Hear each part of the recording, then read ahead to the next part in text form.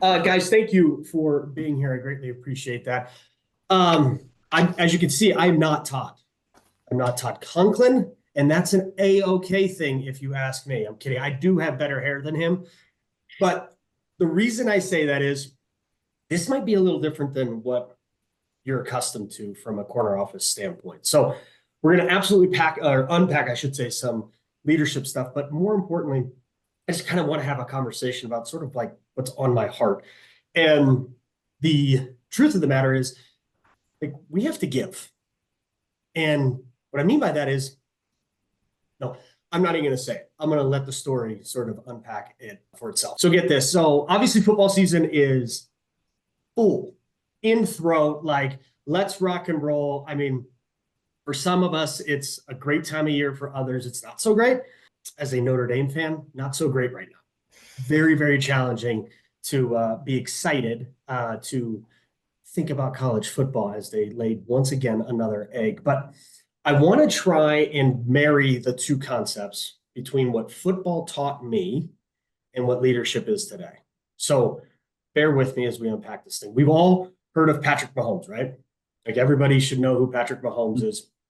Three Super Bowls. I mean, Aaron's a massive Kansas City fan on the call. The no-look passes, sort of just like highlight reel every single time. 3 Super Bowls, 7 seasons. Like I saw some statistic the other day, like he's outpacing Tom Brady in regard to like first 7 seasons. I don't know if you guys saw that graphic. It was just absolutely insane of the differences in how much sort of statistically he's better than Tom Brady in his first 7 seasons. But I heard this interview recently with a former teammate of his. All right. So, and it wasn't any ordinary teammate. Like this was the starting quarterback when Patrick Mahomes was a rookie. So if you remember the story, Alex Smith, exactly right. So Alex Smith was leading the charge in Kansas City. Remember, he had a great career in San Francisco, went to go play for Andy Reid, really took his career to a whole new level. And Kansas City was sort of relevant once again. No offense, Aaron Cox, but like Len Dawson wasn't moving the needle for us in the early 2000s, mid 2000s, because it was like in the 50s. But anyways, so Alex Smith in this interview was talking, he was asked a question and it said, the question was, at what point did you realize Patrick Mahomes was like this generational talent? And Alex Smith went through this recapping this story, and it was practice. It was probably about midway through the year. And so all the stuff we're accustomed to today, like his no-look passes, literally behind the back, throwing over his head, doing all that crazy stuff, he started doing in practice. And Alex Smith couldn't and they was tearing up their defense. So he wasn't practicing with the starters on offense. He was there to be essentially the scout team quarterback, right? So he was practicing, he was prepping the defense every single week as the practice squad quarterback, if you will. So midway through the season, he just started finding his flow. And he was doing all the crazy stuff that we start to see today on a normal basis. And so that's when he shared that he was so special. He's like, wow, like we kind of knew he was doing this. He goes, but what shocked me the most, and this was Alex Smith, he goes, like, he wasn't even just doing it. Like you take some guts to say, you know what, hey, I got this. I'm going to do a behind the back pass. But he was doing it as a rookie, right? So the confidence was just absolutely through the roof. And so as he unpacked the story a little bit further, he talked about how he just fast forward 7 years, because that's now how long Patrick Mahomes has been in the NFL. I think this is his 7th season. But he said, I had a chance to go back to Kansas City for training camp just this past year. And he goes, and what shocked me was how much in control he was of the offense. Meaning, he goes, the last time I sat in a film room with Patrick Mahomes, he was a rookie. I was the starter. All he did was soak everything up. Like he just watched, asked a few questions, but mainly just sat back and was taking all of this stuff in. Because honestly, in my humble opinion, Andy Reid is one of the greatest offensive-minded coaches the NFL's ever seen. And that's his mentor. That's his tutor. That's his coach. And so Andy Reid has this generational talent, whether he knew it or not. Like this dude was a first rounder, Hey guys, sorry for the interruption. I'm going to get you right back to the video, but most of you know me as a real estate broker, or maybe somebody who's built and scaled one of the fastest growing sales organizations in the country. What you may not know is that I also work with other sales professionals and leaders that are looking to grow and scale their businesses and just live badass lives. The one place that I have everybody start, the very first spot, is the lethal scripts for the sales warrior. I'm going to give you one for free today, just so that you can get a little taste of what it is that we're doing out there. So click on the link below. We'll send you the information, and let's get back to the video. No first rounder wants to sit on the sidelines. Like, he played one game his rookie season, one game. And I looked up his stat line, and it wasn't anything crazy. It was definitely nothing Patrick Mahomes like today that we're accustomed to. But I think he went like 282 in the air, had one pick, one touchdown. Okay. But do you remember what he did his first game as a starter the next year? It was on Thursday Night Football. They played the Patriots, and he went for like 6 touchdowns. Yeah. Mm-hmm. In his second NFL game, he just took down the defending Super Bowl champs. Okay? But the reason I share that with you is Andy Reid sat him down. This is my assumption. There has to be something written down about this. But basically, it was like, hey, kid, here's the plan. We're going to stick to the plan.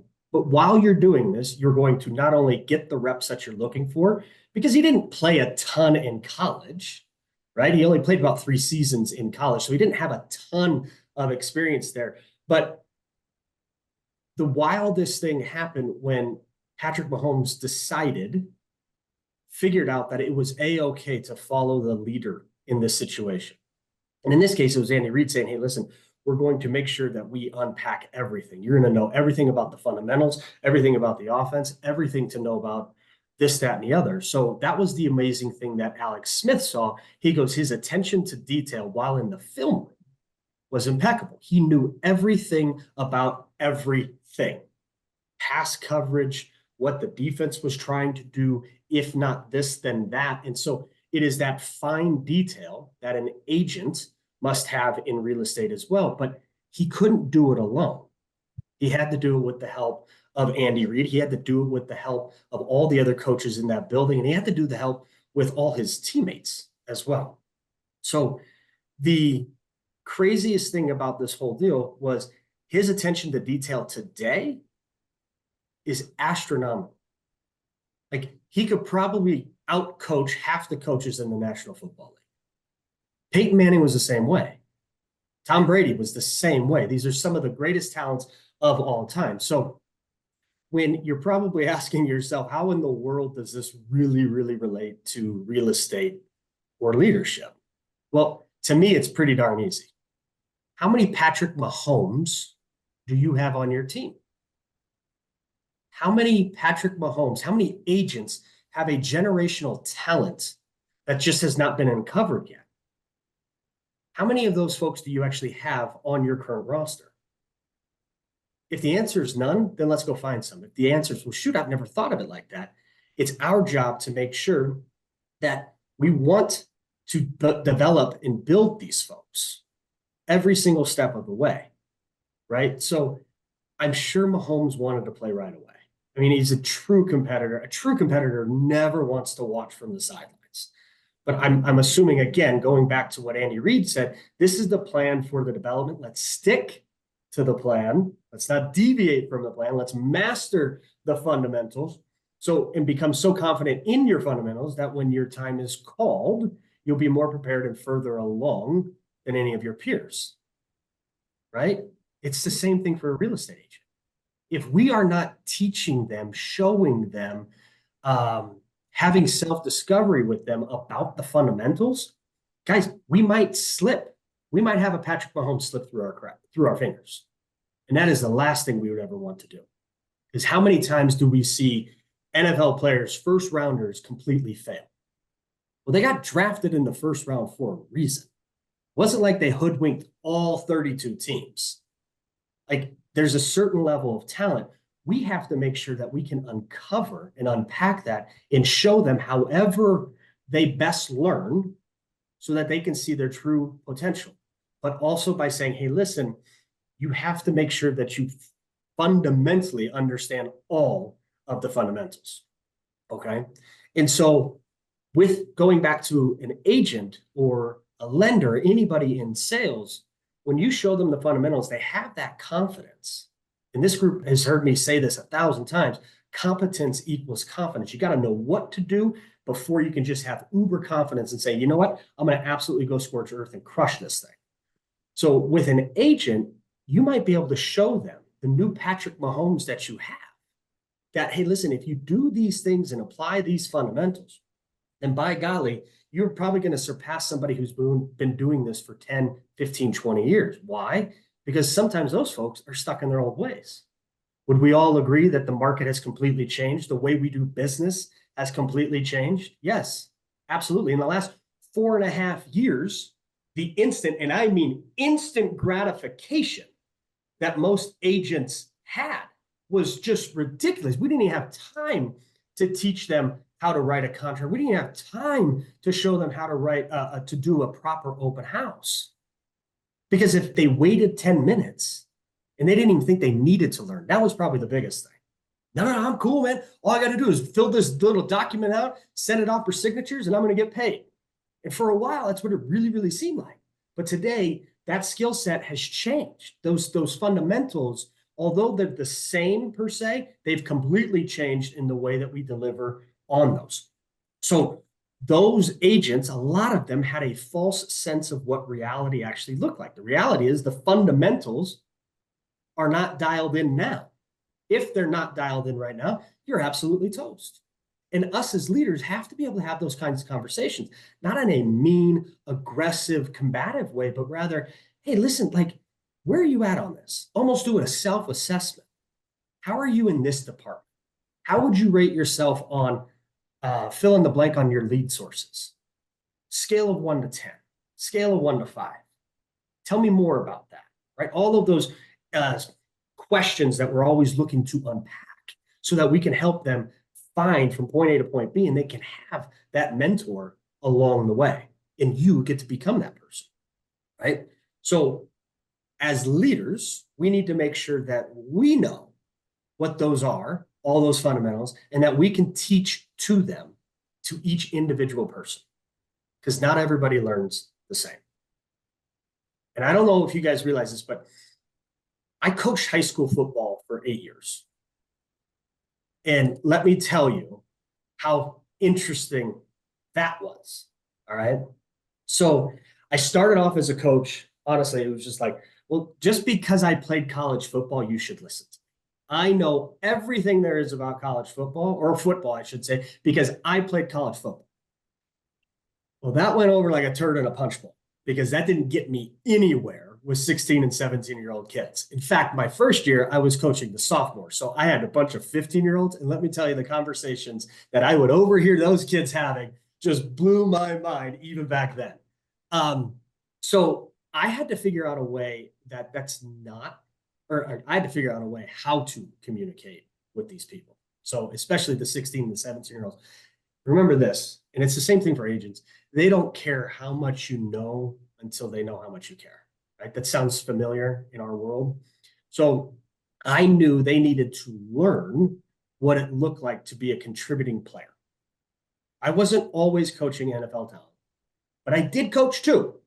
In fact, one's still playing in the NFL, and I'm blessed to call them friends to this day. So you have that impact with these folks.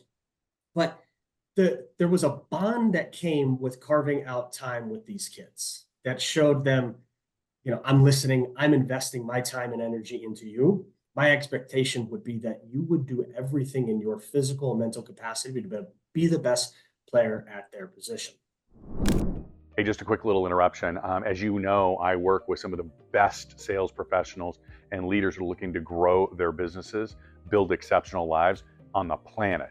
And what I'm doing is I'm giving away $50,000 worth of coaching and training absolutely free. All you have to do is enter the drawing below, click on the link, enter your information, tell us just a little bit about you, and you could qualify for $50,000 worth of free coaching and training. Let's get back to the video. So what we did as a group, especially later as I kind of like grew up in the coaching ranks and found myself as the offensive coordinator and the quarterbacks coach, was I would have film sessions with our quarterbacks every single morning except for Friday mornings. So school started at 7 for some of these kids. We would have film sessions from 6 o'clock to 7. And at first it was just the quarterbacks. But then as more and more kids started to learn about the process of what it is that we were trying to accomplish, I had tight ends come in, I had receivers come in, I had defensive players come in just to listen so that they can learn what it is that an offense is looking for so that they can combat that in real life. But here was the greatest thing. As we were going through film, right, and I know some of you know exactly what I'm talking about, but if you don't, like you literally are watching a TV and you have a remote in your hand and you hit play and then you hit rewind. You hit play and then you rewind. And you probably do it, I don't know, Aaron, 8, 9, 10 times a play, it seems like, right? Yeah, yeah, it's advanced now, Jeff, but yeah. Yeah, but you get what I'm saying. Yes, now they have all these different apps and all this stuff. But Right. the reality was I would, right when the play started, I'd hit pause, or pre-snap, I should say. So before the ball snapped, I'd tell the quarterback, here's the play we're running, what's your read? Here's the play you're running, what's your read? And at first, they didn't really know what the heck I was talking about until we broke it all down. So I would say to them, again, I started this off, guys, full disclosure, that I was going to be talking about football and leadership, okay? So bear with me. The football piece of it was, all right, now we have this coverage, whether it was cover 2, cover 3, cover 4, man, 0, whatever the case may be. I would repetition these guys every single time. I said, all right, cover 2, what's your first read? They tell me the first read. Cover 3, what's your first read? They tell me the deal. 4, cover 0, cover man, like so on and so forth. So that the reason we would repeat it over and over and over and over and over again was it's what we call these mental reps. And why was that important? So when we were actually under the lights, helmets, uniforms on, when they would see it, they've already seen it. Does that make sense? They were already prepared for it. So there was an education piece that we were fast forwarding on their behalf by simply going through film study 5 days a week, as we would meet on Sundays as well. So it was Sunday to Thursday. We grinded the kids a little bit, but we won a couple state championships too. So they would just show up and they knew exactly what they had to do so that when practice came, they knew exactly where they were going with the football. And guess what? When they didn't, what would we do on the practice field? We'd rerun the play until we got it perfect. We'd rerun the play until we got it perfect. Again, why and how does this relate to sales? Well, if we practice on each other, we're not going to sound like a dodo when the lights are on. What do I mean? Well, if there's a role-playing piece, there's a script that is absolutely a pure killer in the market at the moment, let's practice that thing every single time and be prepared for every single objection, every single potential outcome, and where does it go, right? If this, then that. If not this, then this. And so being able to rep all of that stuff every single time, our agents become super confident and they just do not get bogged down by any sort of objection that gets thrown their way. So how many times have you sat with an agent who says to you, I'm about to start a GeoFarm campaign? I love it. I love when I get this question. And you know what my first response is? Well, tell me, what does a successful GeoFarm program look like to you, Sally Sue? And then you just sit back and you listen. One of 3 things is going to come up. Okay. Are you ready for this? They're either going to say, well, that's why I came to you. And you're like, okay, so you just want me to give you the fish. You don't want me to teach you how to fish. You just want the fish. Okay. 2, well, I heard this one time, this one guy did this, and I'm thinking about doing that. So they heard some BS plan from some joker that they saw online, or maybe just some old grumpy grouch down the hall. Or 3rd, they will take a step back and try and piece it together with you. And why is that important? Well, it's 2 things. 1, you're the expert. 2, they're confiding in you saying, all right, hey, listen, I trust you enough to help me build this thing out, because if done properly, geofarming campaign can absolutely change the trajectory of an agent's business. Period. End of story. And so we have to be able to give and offer up sound advice with tactical strategies, but most importantly, the proper cadence. Geofarming is a very unique piece to begin with, right? They're going to tell you need 18 pieces before you can expect to see an ROI. Well, for most people, when they hear 18 pieces, you know what they say 9 times out of 10? Shoot, I didn't realize it was going to take me 18 months. Well, why? Because it's been ingrained in their head that you can only send one mailer once a month. But what if you sent 9 mailers and 9 follow-ups over the course of 18 weeks? Well, what does that look like? Well, that's where you guys have to become the expert. That's where you have to become the Andy Reids to the Patrick Mahomes. Right? You have to be their mentor. You have to be their coach. Start with the end in mind. Where do you want this to go? And now let's unpack it and build the whole thing out together. So the cadence is the absolute critical piece. So what would some of those different fundamentals in today's market look like, right? To me, obviously, there's a script and dialogue component. If you haven't done it already, I would encourage you guys to get your hands on the Book of Lethal Scripts. Absolute killer. I don't know if there is a topic that is not covered in that. And the reason I say that to you is you as the leader, you as the owner, you as the manager, you have to be the best salesperson in your own building. Therefore, you have to be the best scripter of all time. Because Brandon might ask me a question that's different than the one Lisa asked me, but I still have to be able to answer it. And why is that important? Well, it's going to create stickiness. It's going to create stickiness. I heard Andy Elliott say this just the other day. He said he hires people based on future tens. Now, I'm completely butchering how he exactly said it. He doesn't hire already tens. He hires people who have the future potential to be a 10. And why? Well, because he and his team are going to pour into those people much more than somebody who's already a 10. Why is that? Well, the 10 already knows it, right? The 9 already has this whole thing figured out. I don't need you, Jeff. I just need you to get out of my way because I got my own business figured out, right? The whole teach an old dog new tricks. Some of those guys do not want to learn a new trick. They don't want to learn a new trade. They don't want to learn any of that kind of stuff. But if you take the time and the energy and have that conversation with a newer agent or somebody who's just eager beaver, ready to learn, they are going to become more loyal to you, right? We always talk about growth, recruiting. Guys, retention is critical. It doesn't matter how many people come in the front door if the back door is wide open. So by creating stickiness with these folks, showing them the pathway of growth, you're going to create a loyalty from them that they just will rarely leave you. So scripts and dialogues, number one, that can be applied to obviously sphere of influence, open houses, all that kind of fun stuff. Number 2, your buyer presentation. All right, one more interruption. Hey, listen, you guys know I'm working with salespeople and leaders all over the country, all over the world for that matter, and we're all focused on one thing. How is it that we have the greatest impact and change the most lives? So here's the thing. You don't have to pay me to be your coach. I'm going to give you my phone number. I want you to text me any question you've got.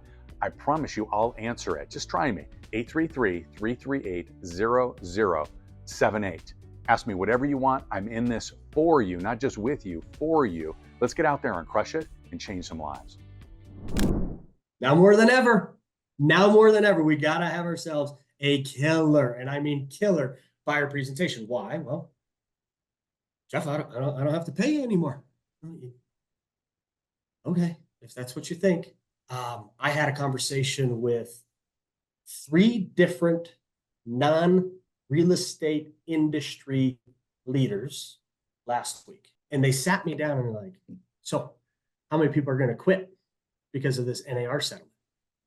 And I go, what do you mean? Like, there's no way these people figure out how to change the narrative, how to change how they deliver things. And I go, oh, okay. So what do you do for a living? And they fill me in. That I had an attorney. I had a CPA. And I had a guy who was just, ironically enough, runs a fairly large construction company. who relies on who? Real estate agents to sell his shit, right? So I just thought it was really, really interesting. And so I was asking them, I said, well, tell me a little bit more about this. And they're like, well, now I don't have to pay you guys. I said, well, I could do what you do. I just don't do it at the best level, right? Do you think you could do what I do at the highest level?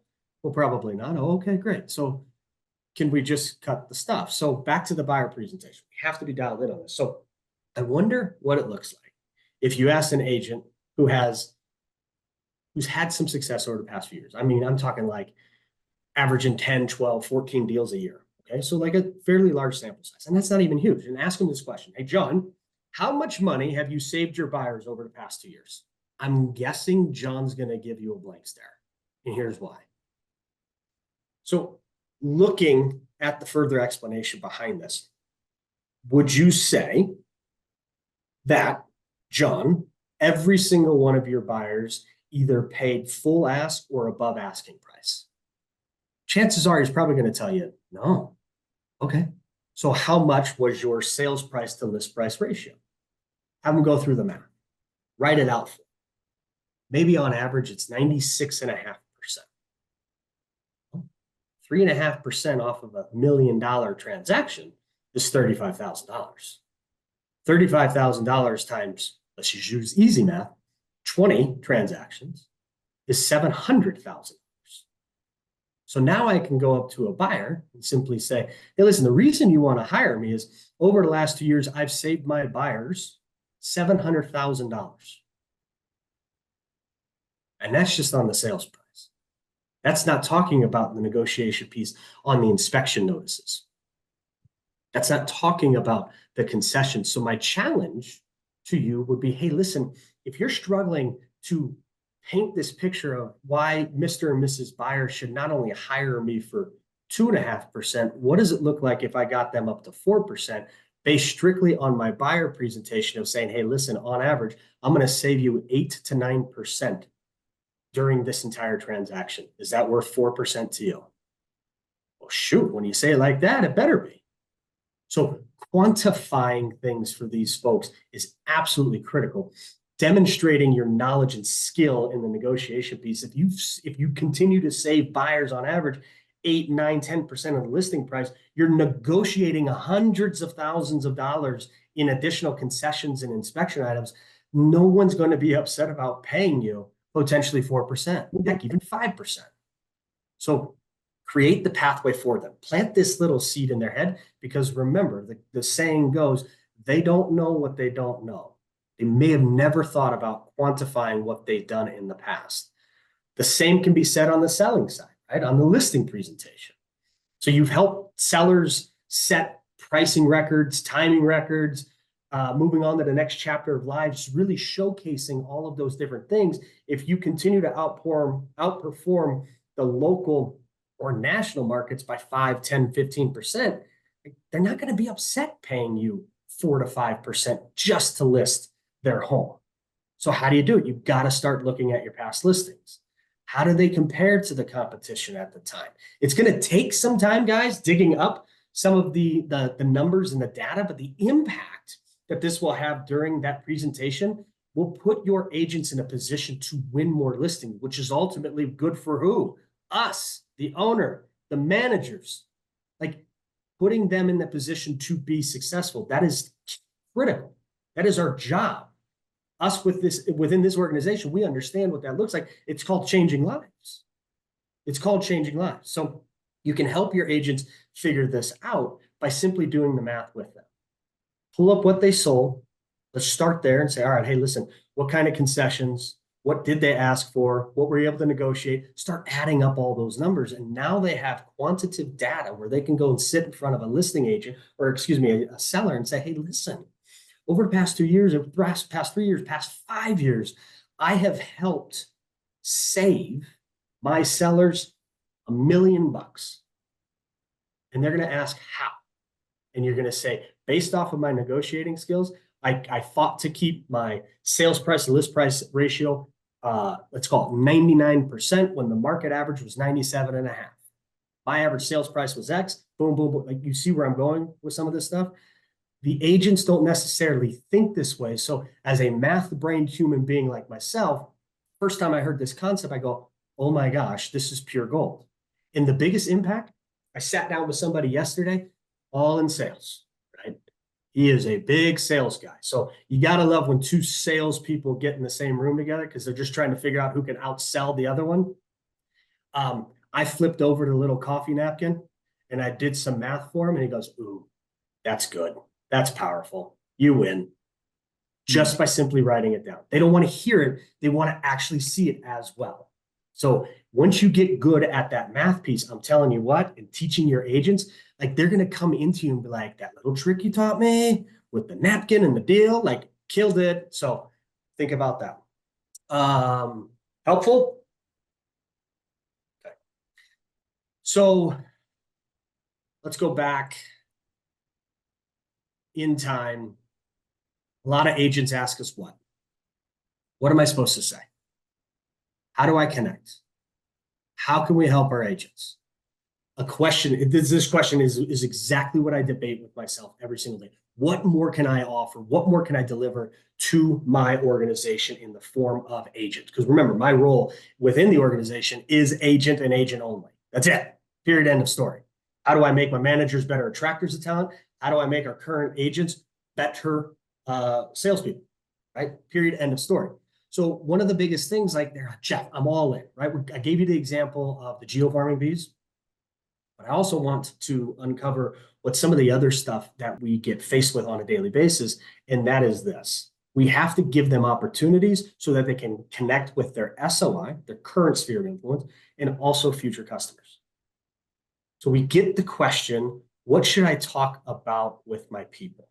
Anybody get that question recently? Like, hey, I'm ready to make phone calls. I got my hair lit on fire. I'm ready to rock. I just don't know what to say. Okay, let's build that whole thing out first. So what we're seeing right now in the marketplace, and this is where you guys have to be able to deliver for your agent. And this is simply like walking by Peter in the hallway and be like, yo, have you tried this? This is what people are looking for, whether it's through social, whether it's through email, whether it's through direct mail. Here are the 5 things that people want to be hearing from their agents. Okay, write this down. First things first. Families served. Hey, sorry for the interruption. Last one. Hey, it's about that time, and we are doing business planning events all over the country. And I want to make sure that you have your absolute best year ever. The people that go through our business planning, on average, make over $250,000 per year. And if you're looking to do that, if you're a sales professional, text me at 833-338-0078. Just text me the town that you are in, and I will send you information about the business planning event that we're doing in your area. All right, let's get back to the video. Families served. The consumer cares what you're doing. The consumer cares where you've been. The consumer pays attention to what you're doing. How many clients, Mr. and Mrs. Agent, have you served in the past year? 5 years, your career. If you're new, right, this is for your new to biz, how many has your firm served? How powerful is that? They come to you and you simply say, hey, listen, in the last 3 years, we have helped, golly, some of our markets, that'd be close to 1,000 families in 3 years. So now why is that important? Well, you get to go, well, why would I hire you as a buyer's agent? Well, my firm over the past 3 years has helped over 1,000 families in the Valley. Don't you think we have an idea of what we're doing? Oh, shoot, when you say it like that. So Todd's used this analogy 1,000 different times. I'm going to steal it from him. If I'm getting surgery, I'm finding the surgeon that's had a lot of surgeries and a lot of happy customers. Why is that important? I don't want to pick the cheap guy.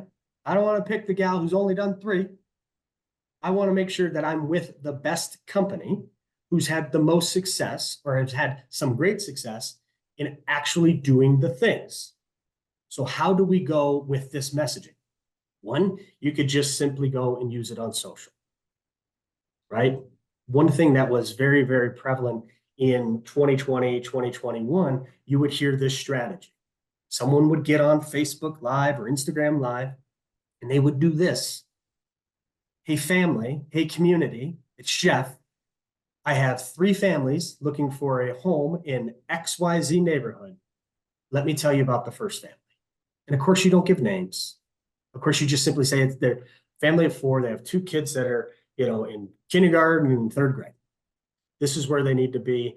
Please help me help them.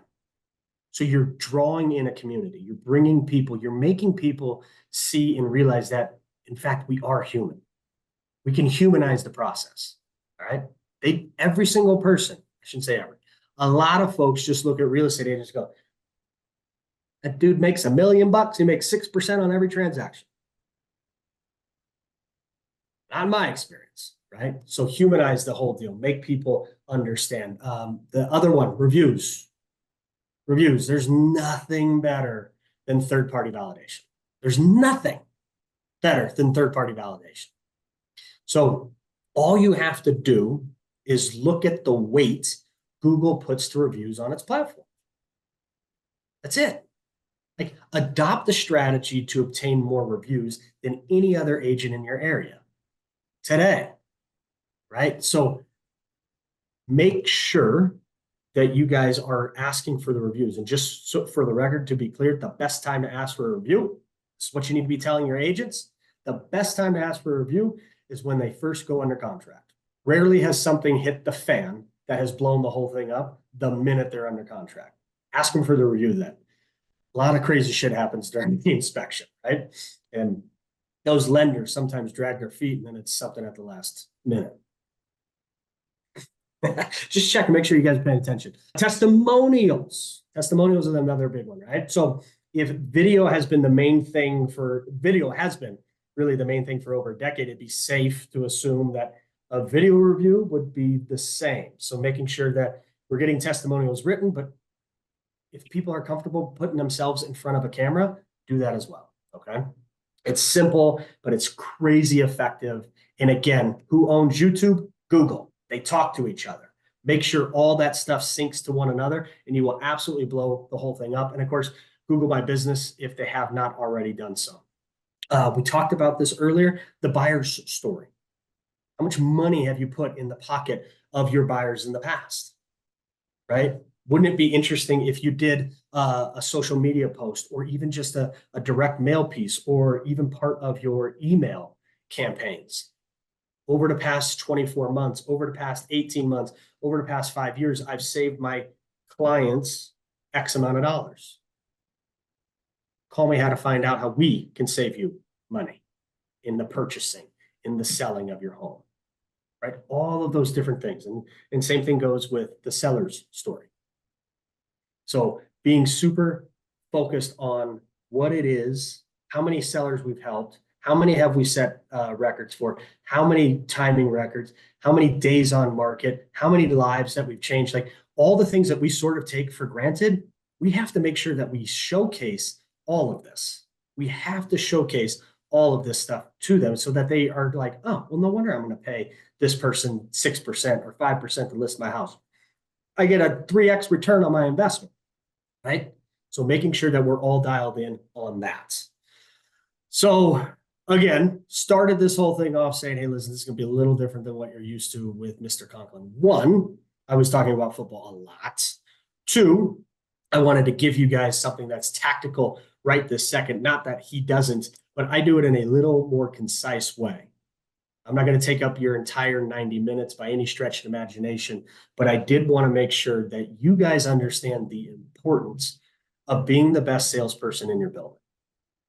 Because if you can't solve the problem for them, they're going to say and ask themselves, whether it's consciously or subconsciously, what the hell am I doing with fill in the blank leader? Because why do they always say this? I mean, how many independent brokerages have we seen start with this one question in mind? How much did you pay the brand the year before? How much more money would you have saved? How much more money would you have earned? This is what your competition is doing to you. So if we don't have the ability to showcase and highlight what a franchise fee looks like, but more importantly, what your leadership looks like, then we're just always going to be constantly spinning our wheels. We're like hamsters, just going 1,000 miles an hour, but going absolutely nowhere, right? So think about it in regards to you having to grow your skill set. I refer to it as the now skill set because this skill set today is different than it was 3 years ago, 4 years ago, 7 years ago, 10 years ago. A lot of people have not changed with the times, but as a leader, speed of the leader, speed of the pack, the more you're learning, the more you're pouring into your people, intentionally or unintentionally, like they're looking at you and creating stickiness. This is one of my favorite things. I had an agent one time, they walk into my office and they said, hey, listen, I'm thinking about leaving, but man, do I love all of your stuff. Can I still get that? And I go, here's the thing. If you leave me, I don't go with you. Let me say that again. If you leave me, I don't go with you because my feet are here, not at that firm that you're thinking about going to because you think you're going to save $2,000 a year. They're like, yep, you're right. I'm here. And they never left. They can't take you with them. They can't take you with them if they decide to leave. So how do we convince them to never have that thought? By pouring countless hours in nuggets and information that they just cannot get anywhere else, at least at the easy access that you're able to give it to them. You have to be the best salesperson in your building, period, end of story. And until you're not there, your agents are always going to be looking, going, what is he doing? What is she doing? They're always watching. And if we're not delivering, they're going to say, what am I still doing here? Right? So, in short, be the best damn learner out there. Be the best damn teacher out there. Be the Andy Reid to any and all of your Patrick Mahomes on your roster. So thank you guys for your time. I greatly appreciate you. Go and enjoy the rest of the day. And if you need anything, please do not hesitate. See you at 3. Thank you so much. Thanks, guys. Thank you.